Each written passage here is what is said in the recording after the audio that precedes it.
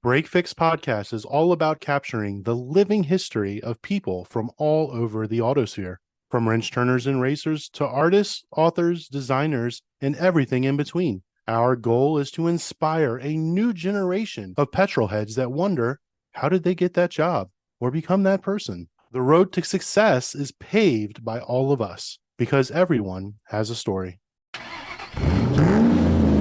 Strap in and hold tight because today's episode takes us off the beaten path and deep into the wild with off-road racer Amber Slawson, a fearless competitor carving her own trail through some of the toughest terrain on four wheels. From dusty deserts to rocky mountain climbs, Amber's journey into the world of off-road racing is powered by grit, determination, and a love for adventure that knows no limits. Whether she's wrenching on her rig or flying through a stage at full throttle, Amber is proof that the off-road world is just as much about heart as it is horsepower. So get ready to meet the woman who's rewriting the rules of off-road racing 1 mile at a time. And with that, let's welcome Amber to Break Fix. Hello, Amber.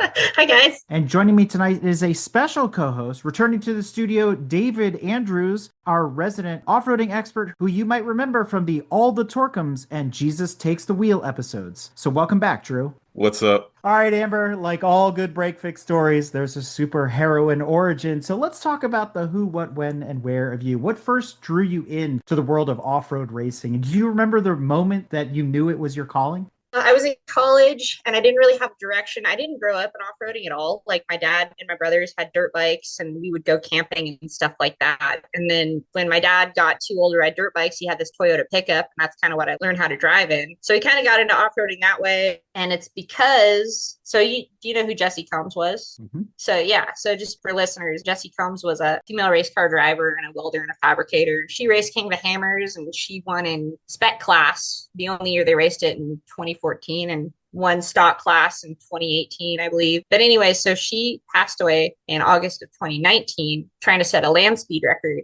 I'd always been a big fan of hers and I've watched her growing up, and she really inspired me to get into welding and then to get into rock crawling and off-roading. And then when she passed away, next day, me and my brother were like sharing memories over the phone. And he's like, well, you got to do something. And I was like, I kind of want to race King of the Hammers. And he's like, you should do it. So it was her passing that spurred me to take on this whole challenge. And I was like, I kind of want to do my own off-road thing. And then I got my Samurai when I was 20-ish. I went to my first King of the Hammers. We only went for like a 3-day stint. On the way home, I was like, man, that was so awesome. I got to make this the center of my life. It was just I was so impressed. I was there for 3 days and didn't see another single regular car. Cause like back then, you know how nowadays King of the Hammers, you see a bunch of like regular cars driving around. People bring their daily drivers. And there's people coming in from town and stuff like that. Back then it was just rock crawlers everywhere. I was like, this is the coolest thing ever. So that was kind of the inflection point for me.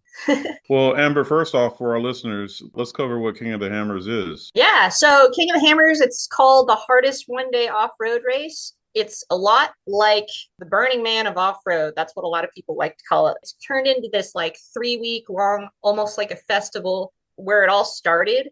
The King of the Hammers race was with rock crawlers basically going fast in the desert too. So the very first King of the Hammers was in 2007. And it was like a 36-mile long course on Means Dry Lake bed and out in the Hammers Trails. And the Hammers Trails are in Southern California, Johnson Valley OHV Park. And so it was this loop with a little bit of desert and a couple rock trails, and whoever did them all the fastest won for a case of beer, basically.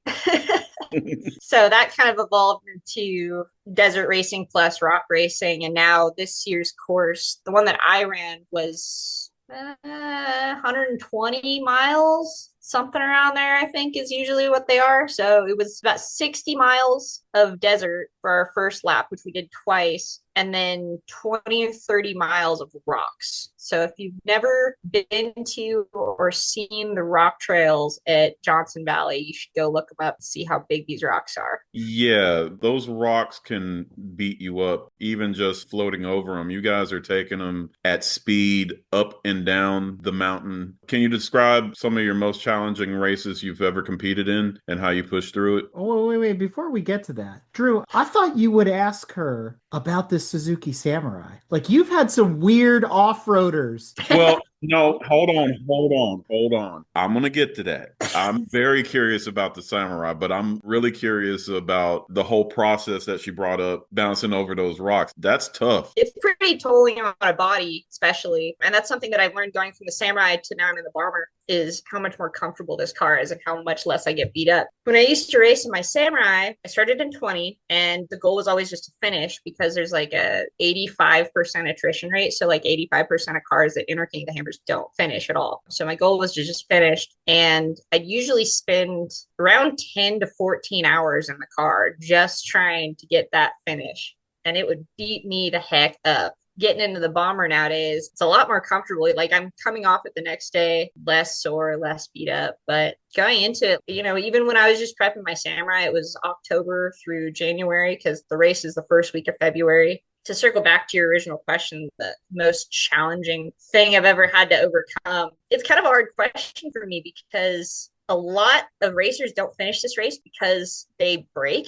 I've never had a mechanical failure. I've always only ever not finished due to time. Probably the hardest thing mentally for me to overcome was my very first year that I raced. My goal was just to finish. And I was so absolutely just hell bent on, I just want to keep going. I just want to make it to the finish. The cutoff time had come and gone. And they were like, oh, you need to come in now. Like race ops went to my mom and told her she needs to come in because we want to see her cross the stage and come into Hammertown. I had just done the whole desert lap. I had just gotten to the rock trails, which is all I really wanted to do was rock crawl. And so they called me in before I got to my first rock trail. And I was so upset. I was driving in and I busted 2 tires on my way in. And that year too, I got most of the way through the first lap. And then I think I was out on my second lap and the rear pinion nut came off. It backed off because it didn't get staked. And so my pit crew had that changed out in like 15 minutes. Oh, that's a terrible. So that wasn't that hard of a thing to overcome. Yeah. When I did my research on you and I was sitting there like, this girl did King of the Hammers and a freaking Samurai. I would have been good with just most challenging thing was being there in a Samurai. So for most users that don't know what a Suzuki Samurai is, it's a late 80s, early 90s SUV with solid front and rear axles that do not move much. Very pleased to see your Samurai and how you were just a rebel. I don't know anyone else who would run King of the Hammers in a Samurai. Probably saw some really amazing things that thing can do. When I started racing my Samurai, no one had ever raced a Samurai in stock class before. So I kind of had to figure it out because I had to figure out all this safety stuff more or less. Read the rule book cover to cover a million friggin' times trying to figure out what goes and what doesn't. So between August 2019, it was like 6 months to get my Samurai ready for King of the Hammers. Because like racing King of the Hammers had always kind of been like this, I'll do it one of these days kind of goal. And I had always imagined building another rig to do King of the Hammers in like a real race car. And so at the time I was like, well, I don't have time to build a bigger race car and I don't really have the skills yet, but I've got my Samurai. So I'll figure it out as I go.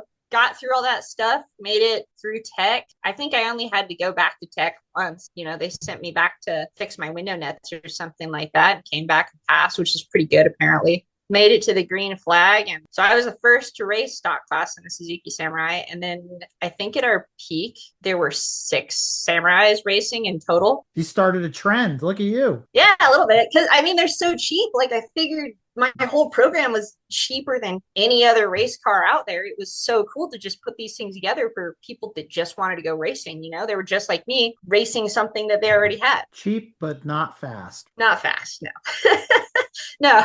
No. What did you learn from your Samurai? Was that one of those things that, other than, slight little things, that it was actually kind of like a little donkey, a little workhorse? It made it through without too much issue? Yeah, actually, that really speaks to like me never having a mechanical failure on course. I like to say those things don't have enough power to hurt themselves. There's 60 horsepower from the factory stock. And then like the fuel injection ones are like 65 horsepower. And they've got small axle shafts and stock axles. So get this, I was only running 31-inch tires the first 2 years I raced as well. Oh my gosh. And stock axles. Oh my goodness. But by the third year I'd raced, I had done Toyota axles. And then by the 4th year, I'd done fuel injection and much bigger shocks and basically tapped the thing for the modifications that I could do to it. I lengthened the wheelbase 3 inches, which was the max for the rule book. It was on 35-inch tires when I finished racing it. Because stock class rules are you have to keep the stock body. If it came solid axle, it has to stay solid axle. If it came IFS, it has to stay IFS. If it came with leaf springs, you have to stay on leaf springs. You can't go to links, vice versa. And then you have to keep the stock motor and stock transmission. You can have any transfer case, any axles. Weren't Samurais on leaf springs at one point? Yeah, all the Suzuki Samurais that were made in America were all leaf sprung. And yours was coil sprung? No, mine's still leaf springs. Okay. Yeah, by the time I was done racing it, I had Holley fuel injection on the stock motor, longer leaf springs on it, but it was still leaf sprung, so it was okay. Toyota axles, 35-inch tires, length in the wheelbase. Like I said, it was as fast and capable as I could make it. And it still wasn't fast. Because you said 60 horsepower on a brand new engine back in the day. So what did it dyno at? I've never actually dynoed the thing, but I calculate it's about 65, 66 horsepower. 23 or 24, I blew it up and then I rebuilt it, put a freshie in it. And then I did the fuel injection, and that added like 5 or 6 horsepower. If you think about it, it's a 10% gain in horsepower. Yeah, absolutely. It's huge. Yeah. But Eric, you don't really need a whole lot of horsepower when you're running in lower gears. And if you get your gearing right, it helps to have more horsepower. But that thing is so little. And how much did it weigh? 2950, I think, was with the 17-inch wheels on it. Wow, that's heavy for that little thing. Yeah, I cut the weight a lot when I put the 15-inch wheels, but I don't think I weighed it since then. And then when you put the 35s on something like that, the breakover on it is amazing. So it doesn't need the 37, 44-inch tires to get it over rocks. It just literally billy goats over to everything. Yeah, or it squeezes in between it because it's so narrow. Ooh, yeah. Yeah. So we might have skipped over it, but let's talk about the speeds of an event like King of Hammers, because there's different types of off-road events. Some really low and slow stuff. There's high-speed stuff like the Mint 400 and everything in between. So where does King of Hammers sit? You talked about the desert portion of it. Is that pretty flat and you're just trying to cruise as fast as you can and you get to the rocky part, which slows you up? Yeah, so speaking about comparing speeds, because you brought up the Mint 400, I think the average speed for that one is around 60 miles an hour. For the winners, it's around 60 miles an hour to finish all 400 miles. And so the average speed, I remember calculating it a couple of years ago, just to finish King of the Hammers is around 12 miles per hour. And so the first lap is pretty much just flat out trying to go as fast as you can to get to the rocks. And I feel like my average was probably around 45 or 50 miles an hour, even though I hit up to 70. And it's pretty flat. Like this year was pretty smooth. They change the course every year and they try to keep it as flat and smooth as they can. But we also run the same as the desert challenge that goes on the first weekend of King of the Hammers. So like the big Mint 400 trucks will run that course and chew it up. So we run the same one and you're doing about 50 or 60 or 70 in the desert section. And then in the rocks, you're doing maybe top speed 12 miles an hour, usually 1 to 2 miles an hour. Especially in the bigger cars, you're not just rock crawling. You know, you look at rock crawlers and you see like small technical, really slow movements, really low gearing. When you're racing, it's all about picking your line and tuning your shocks just right so the tires just dance over the rocks instead of having to bam, hit every single one. But in the Samurai, I was going pretty slow, but I was still trying to go as fast as I could. But it taught me a lot in that perspective. Well, you know, Drew, you know what I didn't hear on her list? I didn't hear Jeep Commander or Mercedes G-Wagon on that list. Yeah, that's messed up. You got no love for the Jeep Commander or the Mercedes G-Wagon? I haven't seen either of those race, but I'd really like to. I'd be so stoked. Yeah, actually, when you bring that up, I've always kind of been a fan of the underdog, like who isn't, right? But every time I see a car come into stock class that's a little bit different, like last year we had a Volkswagen Touareg come in and compete with us. And then a couple years ago, we had a Durango. Buddy of mine had a Toyota Sequoia that he had built up, and I like really suckered him in to racing that a couple of years ago. I was like, that's a really cool rig. It looks like a modified class car. And he's like, you know what? Kind of is. And now he races and his wife races and they've just stepped up to a bigger car and got them all into it. And then like all the Samurais that came in racing, like I kind of created this little community of we're all just kind of connected. Cause you know, if I came into pit and needed help, I know that those guys, they totally lend a hand. I've had friends do that for me before. And if I wasn't in my pit, I'd want my crew to help out the next samurai guy because, we all share the same parts. Well, that's what I had. I had a Jeep Commander, and I'm currently in a Mercedes G-Wagon, and actually use both of them. Nice. Commander is donezo. And I bring that up because in every racer's life, there's the car you started out with, which is the one eventually kind of becomes your personal museum piece. So your Samurai's never going to leave you unless money talks, right? Nope, sorry, not with that one. Yeah, right. But at the end of the day, that's going to be the one that's going to be with you forever. And then you evolve to something else. And you mentioned earlier that you're in a bomber now. And so as I understand it, that's more like you see an RC car, an off-road, big wheels, kind of low truck, that kind of thing, right? So that's what you're in now. What was that transition like going from stock class to a fully prepared off-roader? So backstory, Randy's my husband. He's the one that designed these cars in the first place. Bomber is his business. I like to think of bombers as all Ultra 4 cars are kind of called the Swiss Army knives of our sport. They have to run fast in the desert and crawl through the rocks quickly. But so going from the Samurai to the bomber was kind of detrimental to the Samurai because now I jump back in the Samurai and forget I'm in the little car and then crash it. I had never driven anything with that much horsepower. The Bomber's only got 460 horsepower. It's a Crate LT1. Only 460 horsepower. Only 460 horsepower. 400 more than your Samurai. I just want to point that out. Exactly. And it's cool because just with this last race that I just did in Moab a couple weeks ago, I'm finally finding the limits of that. You only use the horsepower flat out fast stuff. Coming from the Samurai, I've always been really intimidated by that fast stuff. So I just really easing into it. And now I'm trying to finally finding the limits of the 460 horsepower. Let's see, the Bomber's got 114-inch wheelbase, 37-inch tires when I race it, 9-inch axles. Yeah. It's a full cheater code. Basically, yeah. And they're built for the hammer trails too. Like my husband and Randy lived down there for years, and that's how he did his research and development. Is what he would go out and run the trails and come home and fix whatever broke and update it and upgrade it for the next car. So they're really like purpose built for King of the Hammer stuff.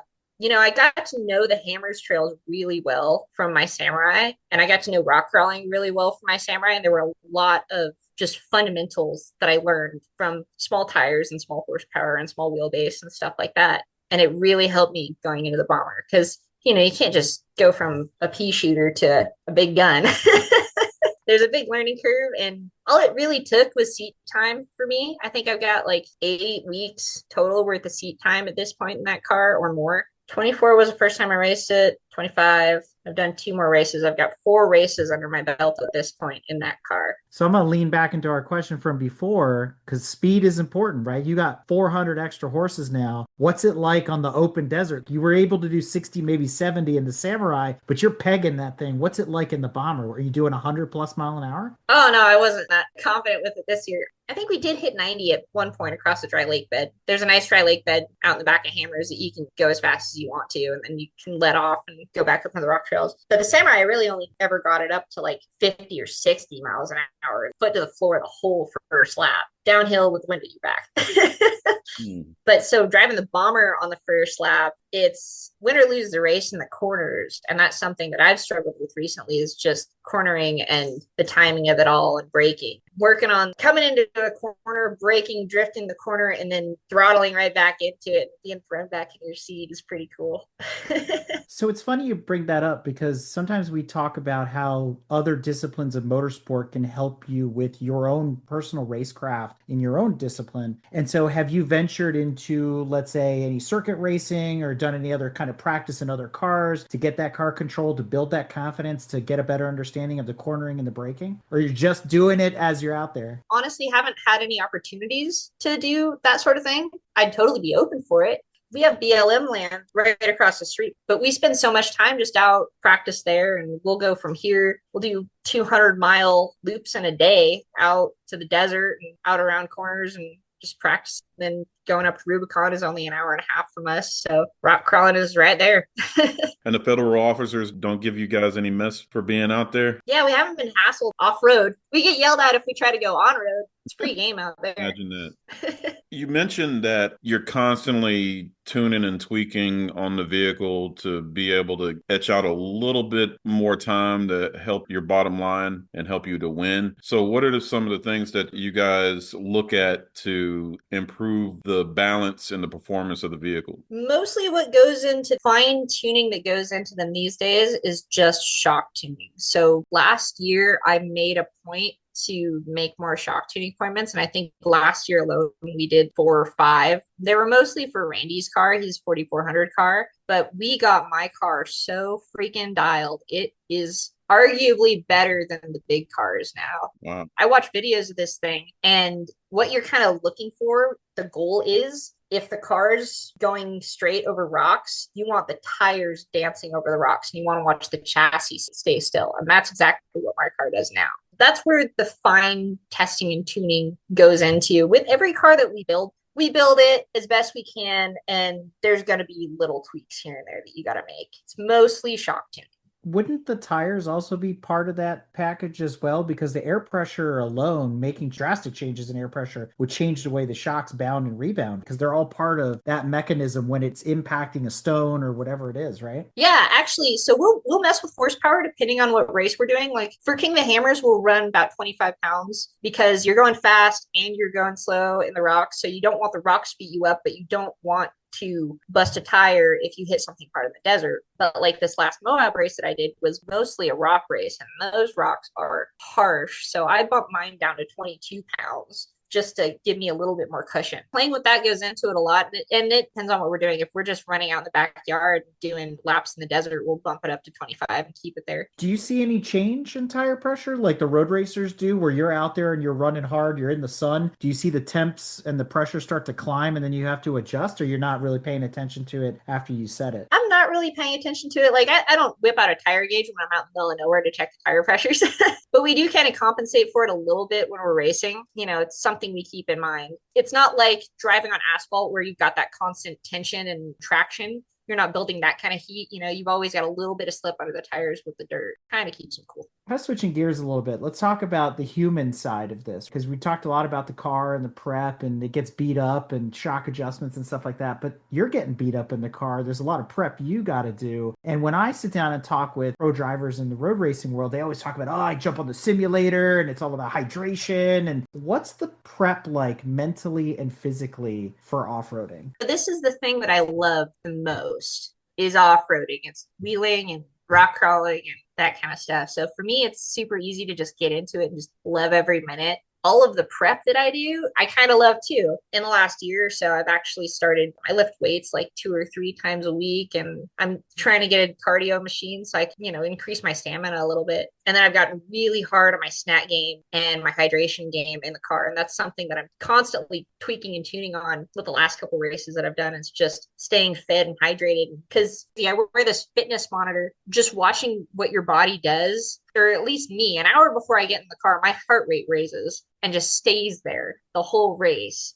So I have to keep feeding my body so that it performs like I need it to, or else I crash, my brain stops working, I can't think straight, and I don't perform as well. I got to remember to hydrate, eat snacks, and just keeping calm. And I've been told and kind of experienced this for myself that running off the adrenaline is not a safe or good idea. So you kind of keep your heart rate down, stay calm, twist throttle. You're not slamming Red Bulls and just Yeah, but I mean, it's still the whole time I'm in the car, but I've been working on mitigating that. In your Samurai, older car, manual transmission, more rowing of the gears, working the clutch, even at low speed, you're a lot more physically active in the car. I can assume if it's anything like some of the ATVs I've been in, especially the high speed ones, flappy paddle gearbox in your bomber, automatic transmission, it's a little less physical. I'm not saying it's any less physically demanding, but you're not as active behind the wheel. Am I wrong about that? Well, I mean, if you're comparing the Samurai to the Bomber, figure I'm probably more active behind the wheel on the Bomber just because I'm going faster. But I am using my clutch foot on the brake pedal now, just in a different way. And then I'm still shifting gears because it's turbo 400 transmission. So I'm still shifting 1, 2, 3 and reverse whenever I need it. but it's a lot less of pat your head, rub your belly, and jump up and down on one foot kind of a thing with the automatic transmission. But I kind of love that about the clutch too, because I got so good at it. My Samurai just became second nature. And with the 3-pedal setup, a skill that translates from road racing to off-road is knowing how to heel toe, because you need to be able to hold the car, slip the clutch, give it a little, all at the same time. And it's like, wait, I got 2 feet and 3 pedals. How the heck does this work? Yep. It's something we try to drill into our students in road racing, but I think you guys kind of pick it up almost intuitively. Yeah, you have to. There's a lot of stuff, especially with the Samurai, that it just won't do. And you have to treat that clutch like a dirt bike clutch, man. You just have to beat the crap out of it to make it do some really cool stuff. And that's what I really loved about that thing. That was a fun part. You're taking the biggest beating out of everyone who you're working with. But do you expect your crew to be able to have some sort of level of fit as you to be able to, replace a half shaft as fast as they can? Those tires are like over 100 pounds. They have to pull, disassemble suspension. So is there a requirement for them to be just as capable as you? I mean, I don't expect my pit crew to be as physically capable. I know they are, though, because I'm a 130-pound chick. If I can do it, these dudes on my pit crew, they can definitely do it. And so that was actually a thing this year with me and my co-driver, because I busted a tire going into one of the rock sections at Hammers this year. I didn't realize it at the time, but I was so exhausted and got to ask for water when we came for our main pit stop. So I was exhausted, I was dehydrated, and I busted this tire. I couldn't have gotten that done by myself. If my co-driver hadn't been there to help me, like, we even had a hard time just getting the lug nuts off because they had been torqued on so tight, which is something that I'm now fixing going forward. I know that I can't pick those tires back up, put them back onto the rack on the car. Having my co-driver physically fit is a requirement. And I know that most guys are able to lift those tires. I just can't. As far as the crew goes, you always hope for the best, right? If we break something major, like a link mount rips off or something like that, we'll just call the race. This year at Hammers on Randy's car, we had a diff failure for him. It was me and a couple guys trying to get the thing changed out. And it was no problem for any of us. These parts aren't big and heavy. It's just a matter of knowing how to do it. Well, you brought up something really interesting. You said the word co-driver. Immediately, I fall back to growing up watching World Rally and stuff like that. Again, very centered in European racing. But in the rally world, co-drivers are there with their hieroglyphs and their notes, and it's all pace notes. How much to the next corner, how fast you can go. They do a lot of sighting and trying to figure out where the course goes, even on those long stages that they have that are tens of 20s of miles. So what is the expectation of a co-driver at King of Hammers? What are they there to do for you? Are they giving you those same pace notes and that? Or are they there to help you like fit the vehicle through an area? What's the deal? Yeah, so it's not so much pace notes as like we have a low res GPS in the car and it's got the course downloaded onto it. So it's basically just telling me, there's a corner coming up, turn right, turn left. And then this year they've been really hard on rock checkpoints, RCPs, and VCPs, virtual checkpoints, that our GPS points are exact. So these are points on the course and you have to hit the VCPs within, I think, 125 feet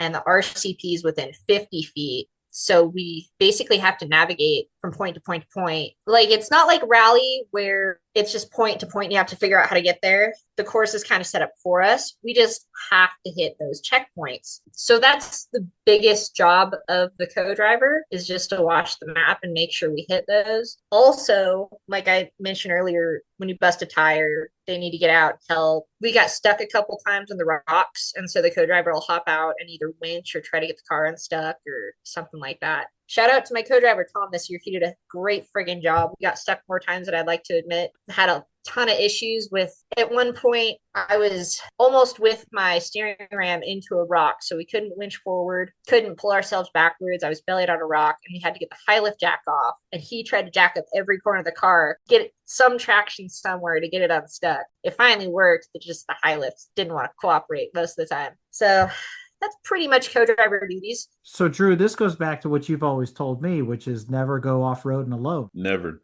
Even in front of cameras. Drew opened the door to talk a little bit more about how much the team plays into your success.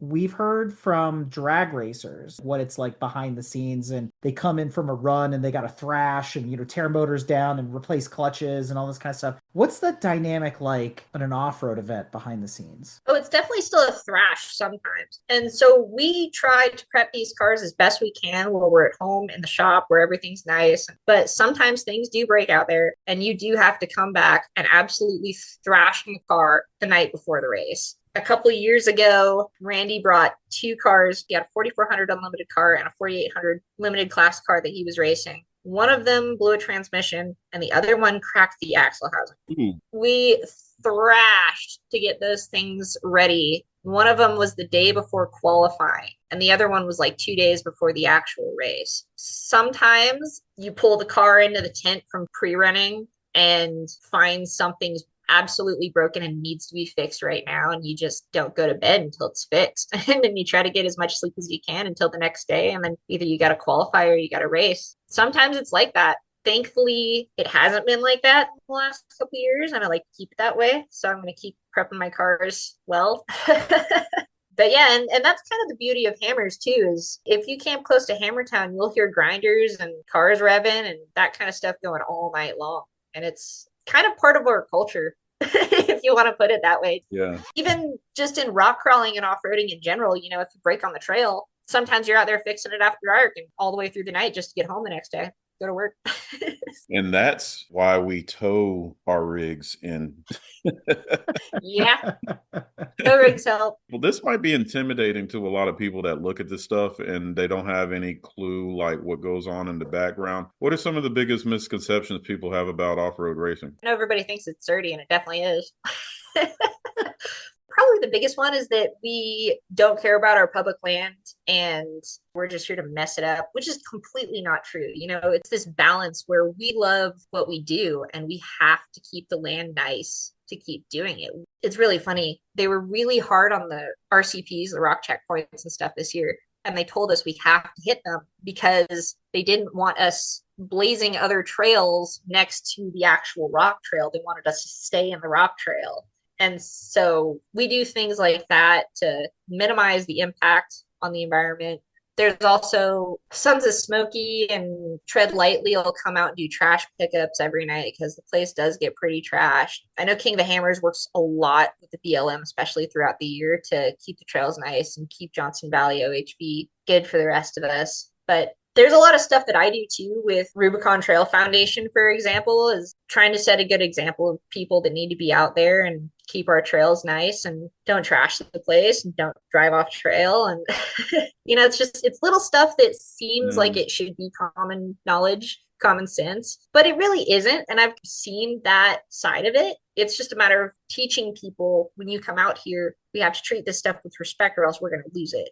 And all of us have to do our part to treat it with respect and act responsibly and teach others so that we can keep having fun out on public lands. I don't think people understand, like you said, when you got to treat these lands and trails with respect, because once the government gets involved or any local municipality and they take it away from you, that's it. There's no getting it back. You can petition, you can go and talk. It's happening all over the country where trails and lands are getting shut down for recreational use. So it's very important. One of the first things I talked about when I was being interviewed was to make sure you clean up after yourself. Any fluids, dirty water, trash, fire pits, clean up. I always like to say leave it better than you found it. Yeah, absolutely. Leave it better than when you found it. Yeah. So what are some of the moments and things that didn't go as planned during a race that's like, gosh darn it? And did you learn from it? Did you have an after action review and say, all right, this is fixable. This is what we'll do going forward to not let this happen again? So the second year that I raced King of the Hammers on my Samurai, I had finally made it to the rock trails. I made it down the first rock trail and I started heading up the second one. And I was so stoked to finally be out rock crawling. And we got maybe 100 feet into this trail and came up on 6 or 7 cars, either broken or stuck, basically in this trailhead, completely blocking me from going forward and completing my race. And there was nothing I could do about it. I was so pissed off in that moment. I was literally looking at these canyon walls thinking, I could attach my winch up there and just like Spider-Man across the canyon. That thought seriously crossed my mind. And after that, I was like, wait, no, that's not realistic. But so the lesson that I learned from that was staying ahead of the traffic. Because King of the Hammers, like I said, there's an 85% attrition rate. 85% of the cars don't finish. Traffic happens, and it's a big deal. Strategizing in a way to stay ahead of the traffic is a huge priority in my book now. And that's part of what led to my success this year. So I actually took second place in overall in the Everyman this year. I finished physical first, and I was the first female to take a physical first overall finish in the Everyman Challenge this year. And I was knocked down to second place due to missing a couple RCPs. So those are time penalties worth 15 minutes apiece, and I missed 3 of them. So I got knocked from first to second. That was my second official finish at King of the Hammers, and obviously my best one yet. So next year it's just going to have to be better. By the time I was finished with lap 1, I started in 30th position and I moved up to 6th. So there were only 6 cars ahead of me going into the rocks. 6 cars is totally manageable. Even if all 6 of those cars broke down in the same spot, I should be able to get around them. But if you're last in a field of 120 cars, like I was in the Samurai, and you've got 100 cars broken in front of you along various points in the course, it's going to be really hard to get through those spots. That was a big frustration. They are then the obstacles. Yeah, we like to say if you're not moving on the race course, you're part of the race course. That's like you are not in traffic, you are traffic. Yeah. Earlier, you mentioned you were the only female at the time racing a stock class Samurai. Did you have any goals or aspirations to be like a figure for other women or other rebels to choose vehicles that not necessarily the gold standard? But yeah, as far as goals of being a role model for females in the sport, that's been a thing too. And I've been working a lot with the Jessi Combs Foundation, bringing new girls into King of the Hammers because they have a scholarship program for girls going into the trades. It's not just a scholarship, they also really try to immerse these girls in the whole community and the industries that are involved too. So they'll bring the scholarship recipients, they'll grab a group of them, and they'll bring them out to King of the Hammers or SEMA or the PRI show or Easter Jeep Safari is another one. You know, they bring these girls out and introduce us to us, and I show them around our pit and show them what it takes to go racing. So that's been really cool too. Oh, that's really cool. The Easter Jeep Safari stuff. So they bought a new Jeep and you show them like, hey, if you're interested, there's levels to this. Oh, yeah. Okay. Yeah, I love that part. This past year has been really interesting because we have looked at a lot of different disciplines of motorsport, investigating the gender parity that exists in some motorsports and not in others. And so NHRA, drag racing, is at the top, where it's almost 50-50 men to women. And you kind of come down into short track racing and things like that. So how do you see the off-roading landscape, at least in your area? What does it look like in terms of, men to women ratio? Are you seeing more women getting involved in off-roading? Oh yeah, I've definitely seen a lot more women getting into off-roading, especially since I was a kid, which is really cool. And I attribute much of that to Jessi Combs. She was a big driving force in having women in off-roading and wrenching and wheeling and welding and all that stuff. I'd say around here, it's probably 15-1 men to women. And then also with King of the Hammers, this year, I was the only female to race in 4,800, although I had other female friends racing in 4,500 modified class and 4,600 stock class. So I think total in the Everyman Challenge, there was 5 or 6 females racing in the Everyman Challenge. I know there was exactly 1 female racing in the 4,400 unlimited class. That was Bailey Campbell this year.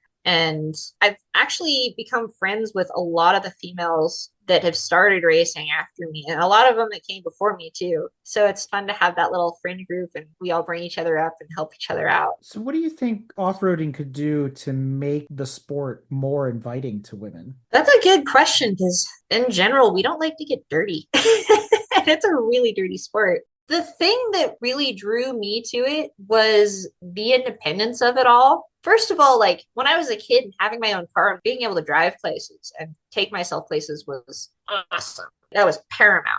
getting into off-roading and learning how to fix your vehicle when it breaks, how to maintenance your vehicle so it doesn't break, taking yourself out into the wilderness confidently, and just knowing that you can take care of yourself.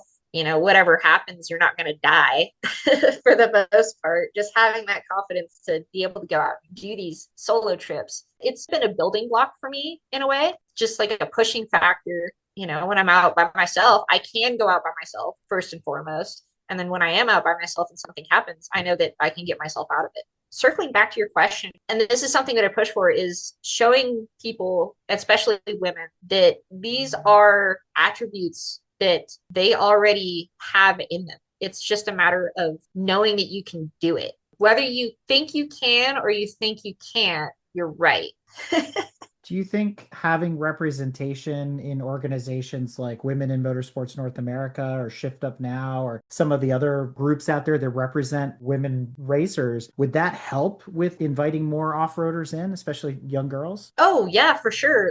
Jessi Combs was the whole reason I started racing. And if I hadn't seen her in Extreme 4x4 when I was a teenager, she was on that TV show, Extreme 4x4, and we would watch it every Saturday morning on Spike TV. So seeing Jessi do these things that mostly guys would do made me think to myself, well, if Jessi could do it, I could do it. And so I've had this conversation with a friend before about how people are inspired to do new things when they see someone that's like them doing it. Having women out there representing the sports is a big deal. Well, you've been at this now for over a decade, and whether you have acknowledged it or internalized it, you're now a role model for young girls looking to get into motorsport. Like my two daughters, they're of the age where they're going, I see myself, as you said, see me, then I can be there sort of thing. Let's say one of my daughters walked up to you and said, Amber, why race off-road? What advice would you give them? How would you tell them to start out? Probably buy a Suzuki Samurai.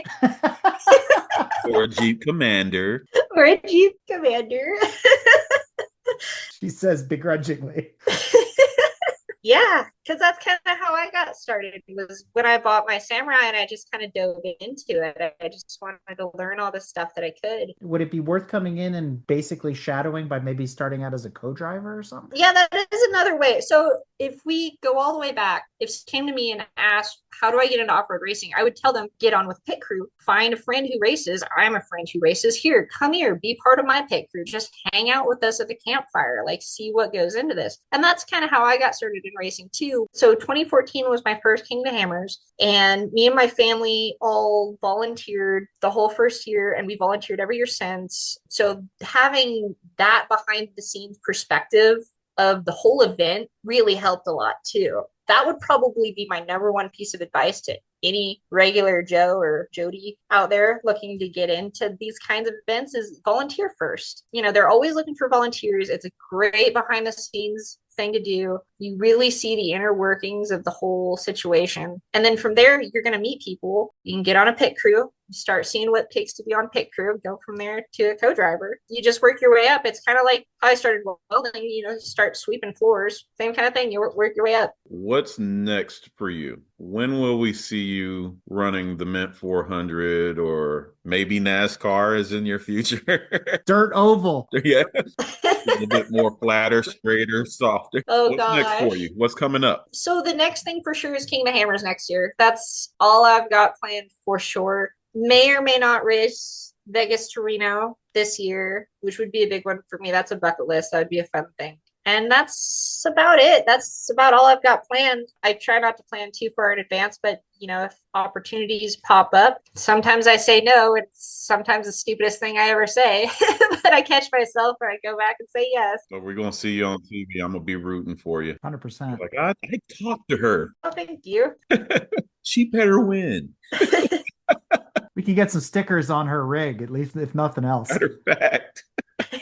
I want to see that the barbecue hut that you guys got where you do catering and stuff like that. Just putting it out there. Oh gosh. So in my camp, we actually do have a building that one of our friends brings that's like a 4 or 5-sided wood building from Burning Man that they bring out and set up, and that's our kitchen like tent area. Okay, that's So interesting. my mom gets there about a month ahead of the event, ropes off a big old area for us. And so we Nice. set up this kitchen tent, and the whole camp area pitches in for meals and cooks together. And Yeah. it's a big community effort and it's a lot of fun. We may or may not also have pyrotechnics up there. Well, I'm glad you brought up camping. Like outside of getting in your bomber and your Suzuki and racing for a living, what do you like to do outside of the motorsport space? Do you still like to be an outdoorsman type, recreational off-roading or anything like that? Oh, yeah, for sure. I want to say this racing thing is kind of the full-time thing for me because if I have a free weekend, I'm up on Rubicon Trail rock crawling. If we've got another free weekend, we'll take the race cars and go head out to the desert, do a couple 100 miles in the desert. I've also got a 22 Tacoma and I take that camping. I did 3 days in Death Valley last year by myself. Actually, so funny story. When I was a kid, I didn't like camping.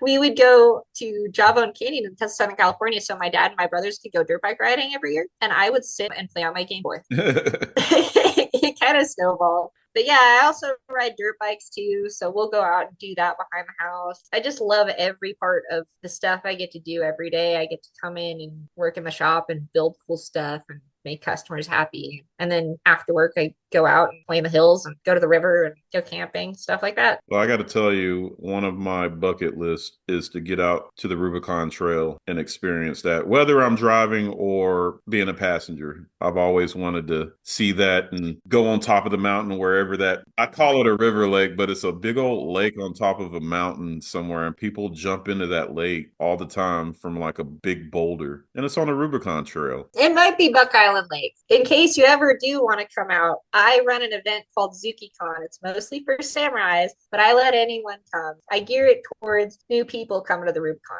If you ever want to, you're invited. We could dress up your G-Wagon to look like a Suzuki Samurai. I don't think so.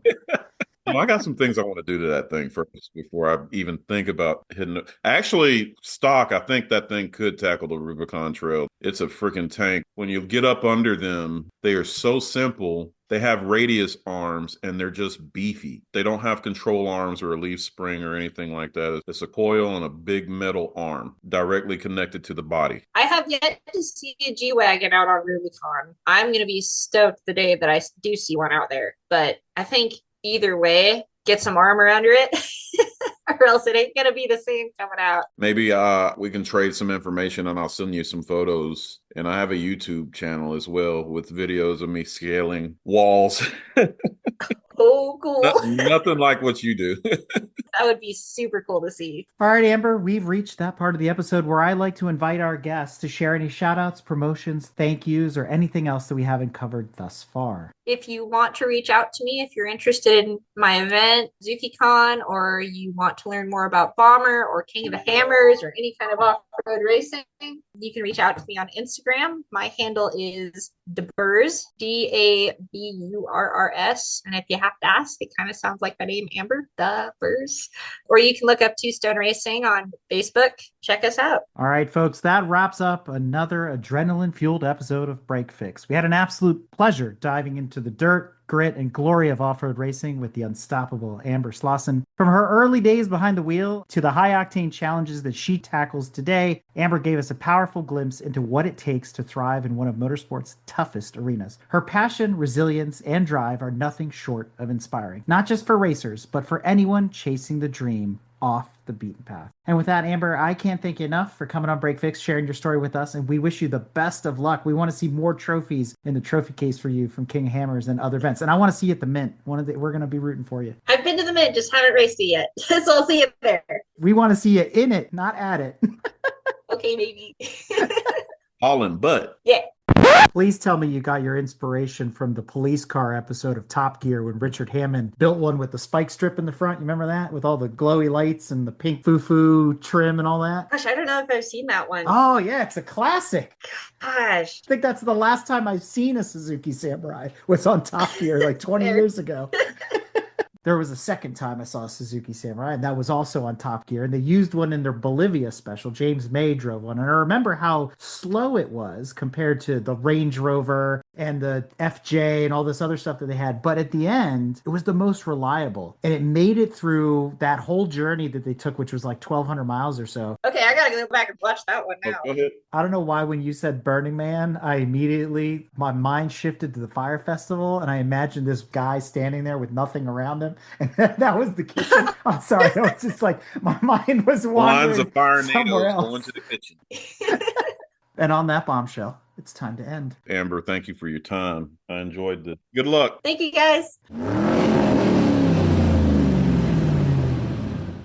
We hope you enjoyed another awesome episode of Break Fix Podcast, brought to you by Grand Touring Motorsports. If you'd like to be a guest on the show or get involved, be sure to follow us on all social media platforms at Grand Touring Motorsports. And if you'd like to learn more about the content of this episode, be sure to check out the follow-on article at gtmotorsports.org.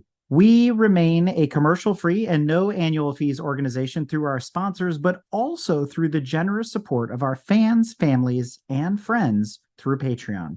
For as little as $2.50 a month, you can get access to more behind-the-scenes action, additional pit stop minisodes, and other VIP goodies, as well as keeping our team of creators fed on their strict diet of Fig Newtons, gummy bears, and Monster. So consider signing up for Patreon today at www.patreon.com/GT Motorsports.